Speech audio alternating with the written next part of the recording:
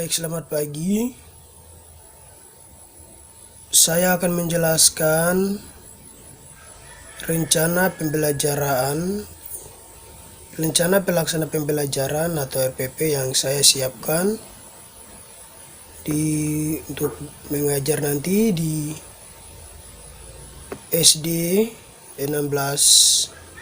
Impres 16 Kabupaten Sorong, yaitu RPP Matematika di SD. Kita seorang guru perlu diketahui bahwa pada saat kita melakukan pengajaran kepada siswa atau murid, kita perlu menyusun RPP agar pada saat kita mengajar nanti kita tidak akan kebingungan atau materi yang kita tidak ajarkan tidak keluar dari RPP yang kita susun atau kita buat. Yaitu kita perlu membuat yang pertama standar kompetensi, yaitu 1, melakukan operasi hitung, bilangan bulat, dan pemecahan masalah.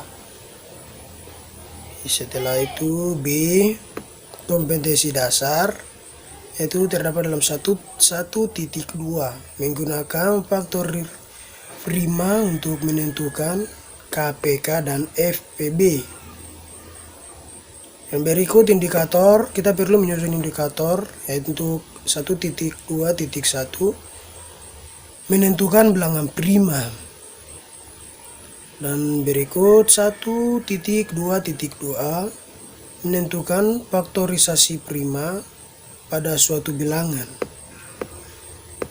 Setelah itu kita masuk dalam tujuan D. Tujuan yang pertama, setelah bertanya jawab dengan guru dan berdiskusi dengan siswa mampu menentukan bilangan prima dengan tepat. Yang berikut, setelah bertanya jawab dengan guru dan berdiskusi, siswa juga mampu untuk menentukan faktorisasi prima suatu bilangan dengan tepat. Setelah itu kita akan masuk pada materi. Yang pertama yaitu tentang bilangan prima. Jika kita sudah menjelaskan atau kita sudah mengajarkan dalam bilangan prima, kita akan menjelaskan yang berikut materi selanjutnya tentang faktorisasi prima, bahwa siswa juga harus perlu mengetahuinya. Untuk itu kita perlu melakukan pendekatan model dan metode. Yang pertama, pendekatan student center. Yang berikut, model PAKEM. Yang ketiga yaitu model tanya jawab atau mencoba. Setelah itu kita akan melakukan kegiatan pembelajaran, dan kita akan melakukan kegiatan pembelajaran dalam bentuk tabel, dalam deskripsi kegiatan, serta kita harus menentukan waktu. Kegiatan pembelajaran yang pertama misalnya seperti pembuka. Guru meminta salah satu siswa memimpin doa untuk mengawali pembelajaran. Setelah itu, guru membuka pembelajaran dengan salam. Guru melakukan presensi kehadiran siswa atau mengabsen. Guru melakukan resepsi dengan memberikan cerita yang berkaitan dengan materi yang kemudian nanti diangkat atau diajarkan oleh guru nanti. Yang kelima yaitu guru menyampaikan tujuan pembelajaran dalam alokasi waktunya 10 menit. Setelah itu inti pembelajaran, siswa melakukan tanya jawab dengan guru mengenai bilangan prima. Yang kedua, siswa membagi ke dalam beberapa kelompok untuk berdiskusi. Yang ketiga,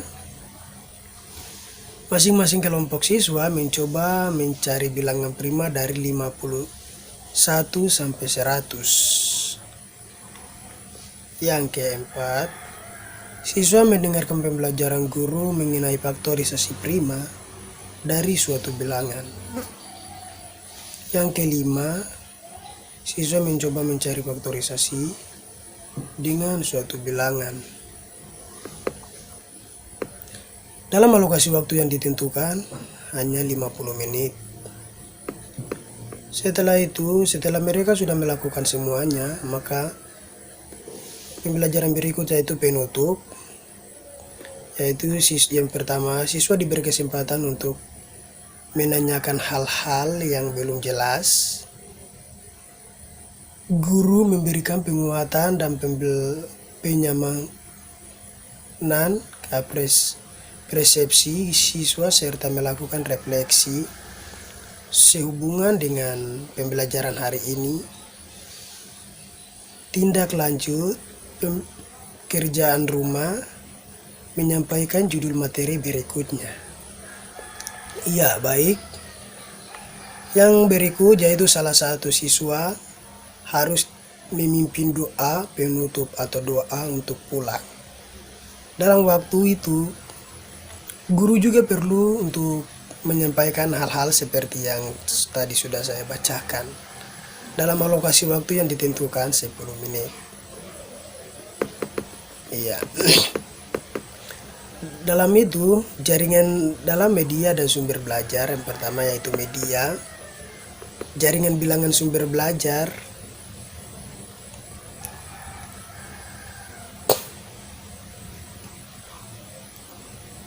matematika untuk kelas 3 SD Kabupaten Sorong, yaitu pembukuan Departemen Pendidikan Nasional. Guru perlu melakukan penilaian. Ya, dalam media dan sumber belajar, guru perlu melakukan suatu penilaian atau prosedur penilaian kepada siswa-siswa pada saat jam pembelajaran dimulai sampai jam pembelajaran berakhir. Yaitu yang berikut, guru perlu menilai hasil belajar yang sudah diajarkan atau materi yang sudah disampaikan.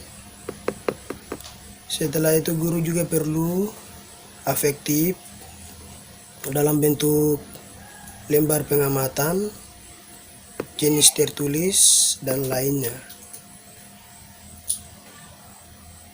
Guru juga harus kognitif dalam 3 kriteria keberhasilan siswa, yaitu A. Proses. Dikatakan hasil apabila mencapai nilai 70. Dan yang berikut hasil belajar. Dikatakan hasil apabila mencapai 70. Nilainya mencapai 70. Dari kedua hal ini, guru juga harus perlu untuk menilai proses maupun hasil belajar. Ya, sekian penjelasan saya terkait RPP yang saya siapkan di hari ini. Dan lampiran yang saya melampirkan yaitu yang pertama, A. Materi pelajaran.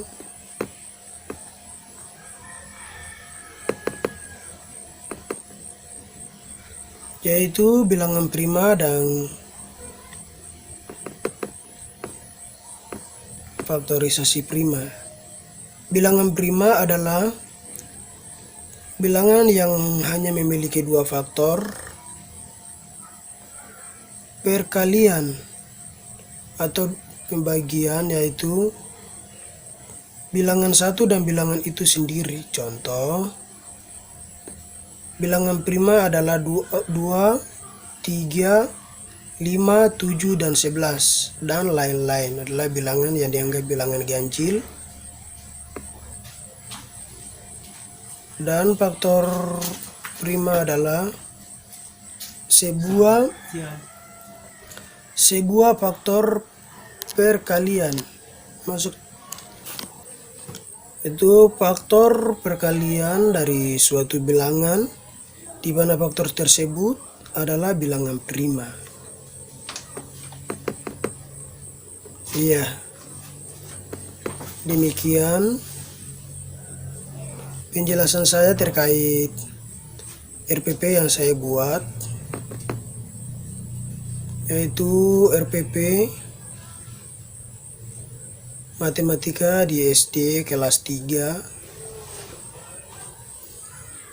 untuk persiapan nanti pada saat pembelajarannya nanti. Ya, terima kasih. Selamat siang.